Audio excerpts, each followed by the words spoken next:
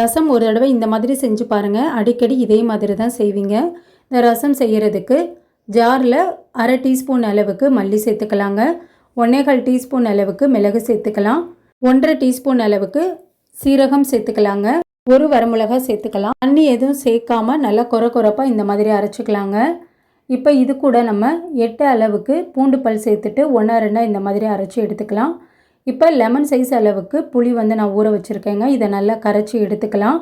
இது கூட நல்லா பழமான தக்காளியை 2 தக்காளி சேர்த்துக்கோங்க. கொஞ்சமாக உப்பு சேர்த்து நல்லா கரைச்சிக்கணுங்க தக்காளி தூளை. கருவேப்பிலையும் மல்லித்தலையும் சேர்த்துட்டு ரசத்துக்கு தேவையான அளவு தண்ணி சேர்த்துக்கலாங்க. ரசம் தாளிக்கிறதுக்கு கொஞ்சமாக எண்ணெய் சேர்த்துட்டு கடுகு, உளுத்தம் பருப்பு, கருவேப்பிலை, வரமிளகாய் சேர்த்துக்கலாம். நம்ம அரைச்சி வச்சுருந்ததையும் சேர்த்துட்டு 2 நிமிஷம் நல்லா வதக்கிக்கலாங்க.